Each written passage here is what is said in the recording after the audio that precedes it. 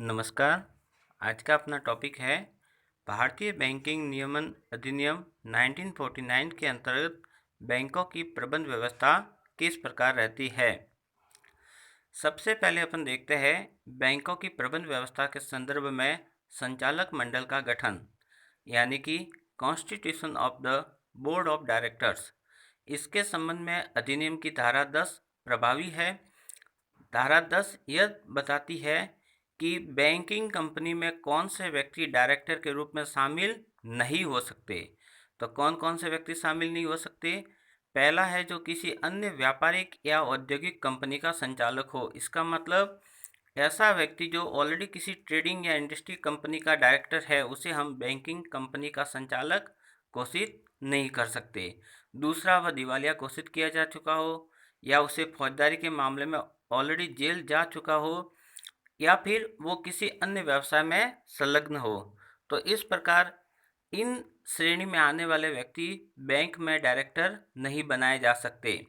वही अधिनियम की धारा 16 यह बताती है कि ऐसे व्यक्तियों को भी अपन डायरेक्टर के रूप में अपॉइंट नहीं कर सकते जो ऑलरेडी किसी अन्य बैंकिंग के संचालक हो। इसका मतलब है कि मान लीजिए कोई व्यक्ति ए बैंक में ऑलरेडी डायरेक्टर है तो उसे बी बैंक का डायरेक्टर नहीं बनाया जा सकता। यह प्रावधान धारा 16 के अंतर्गत है। इस अधिनियम की धारा 10A के अनुसार यह आवश्यक है कि बैंकिंग कंपनी में कम से कम 51% ऐसे डायरेक्टर होने चाहिए जिन्हें लेखाशास्त्र, कृषि, ग्रामीण अर्थव्यवस्था, सहकारिता, अर्थशास्त्र, वित्त, लघु उद्योग या अन्य किसी ऐसे विषय जो आरबीआई को लगता है कि बैंकिंग कंपनियों के लिए उपयोगी है, ऐसे एक या एक से अधिक विषयों में ज्ञान रखने वाले व्यक्तियों को बैंक कंपनियों में डायरेक्टर बनाया जाना चाहिए। और यह इनका कम से कम 51% ऐसे व्यक्ति डायरेक्टर होने चाहिए जो अलग अलग फील्ड के विशेषज्ञ हो। इस अधिनियम में अध्यक्ष की नियुक्ति के संबंध में ये बताया गया है कि बैंकिंग कंपनी के लिए आवश्यक है कि एक फुल टाइम चेयरमैन या प्रेसिडेंट होना चाहिए। अध्यक्ष का कार्यकाल संचालक मंडल द्वारा निश्चित किया जाता है जो 5 वर्ष से अधिक नहीं हो सकता, लेकिन यदि संचालक मंडल चाहे तो उस व्यक्ति को दोबारा भी अध्यक्ष बना सकती है। लेकिन निम्नलिखित व्यक्तियों को बैंकिंग कंपनी का अध्यक्ष नहीं बनाया जा सकता। तो किनको अध्यक्ष नहीं बनाया जा सकता।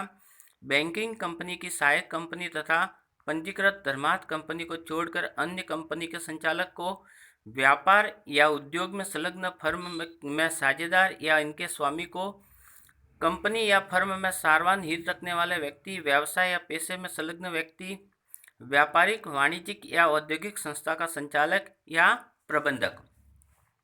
तो कुल मिला के इसमें यह बताया गया कि ऐसा व्यक्ति जो किसी अन्य व्यापार या उद्योग में संलग्न है या वहां पर हित रखता है, तो ऐसे व्यक्तियों को बैंकिंग कंपनी का अध्यक्ष नहीं बनाया जा सकता।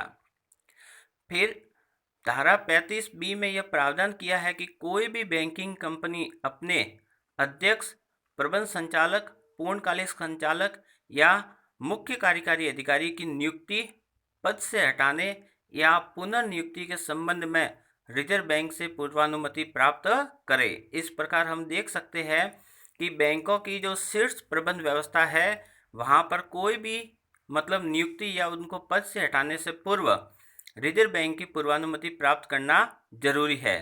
धारा 36A की सब सेक्शन ए में ये बताया गया है कि यदि रिजर्व बैंक को सार्वजनिक हित में ऐसा लगता है कि किसी बैंक के उच्च अधिकारी को उचित कारणों के आधार पर हटा सकता है, अर्थात रिजर्व बैंक को यह लगता है कि सार्वजनिक हित में किसी उच्च अधिकारी को हटाना है तो रिजर्व बैंक ऐसा कर सकता है।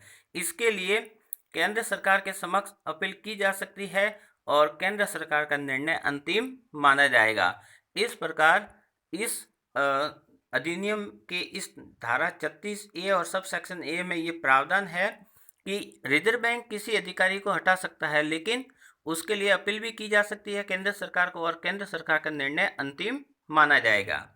धारा 36A की सब सेक्शन बी के अनुसार रिजर्व बैंक किसी भी बैंकिंग कंपनी की प्रबंध व्यवस्था सुधारने के लिए अतिरिक्त संचालकों की नियुक्ति कर सकता है, लेकिन यहाँ ध्यान रखने योग्य बात है कि एक बार में 5 से अधिक ऐसा संचालक नहीं होने चाहिए।